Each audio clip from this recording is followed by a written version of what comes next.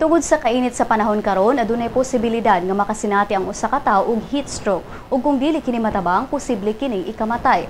Apan unsa maning heat stroke ug unsaon paglikay niini? Aniya ang report nila ni O'Hara Catherine Manloza, Pia Noreen Bilar, Jiva Therese Otadoy ug Zoe May De Dios.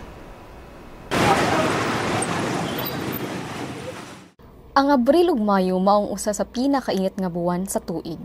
Tungod niini adunay dakong posibilidad nga masakit kitag heat stroke nga pwedeng ikamatay sa tawo kung dili dayon matabang. Unsa ang heat stroke? Matod ni Randolph M. Lebres, MD-MEM, usa ka fitness instructor ug presidente sa SPCFI, ang heat stroke mo'y seryoso nga kondisyon sa ting-init. Kini mahitabo kung mahinubra na sa kataasang temperatura sa lawas gumikan sa sobrang pagkabuwad sa kainit sa adlaw. Unsa ang posibleng hinungdan sa heat stroke?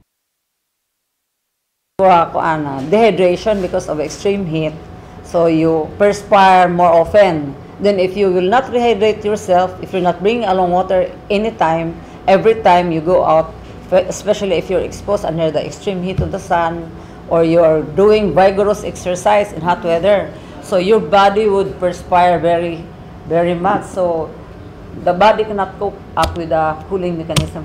It's natural for us, our human body. If you have extreme heat, you perspire because ang cooling system na function na siya. So mo-open ang pores mo na paningtunta, and that's the cooling system. Unsa ang mga sinyales sa heat stroke?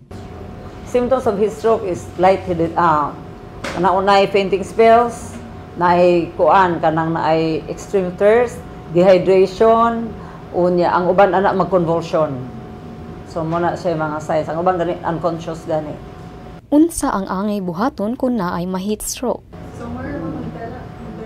So ang atong solution for heat stroke is to bring that patient, if there's a person who is suffering from heat stroke, you bring the patient to a shady area. If she can drink, siya convulsion, siya unconsciousness, let the patient drink or sip lots of cold water. Then remove ang katong warm clothing, put ice cold water or any cold packs sa neckline, the jaw, in the armpits, in the groin, under the sa lukon-lukon, any ko nga, so that mabugnawan siya, then fan the patient. Kinsa ang posibleng magka-heat stroke? Anybody who is exposed to the extreme heat of the sun, pwede na siya bata, pwede tigulang, labaw na ang elderly.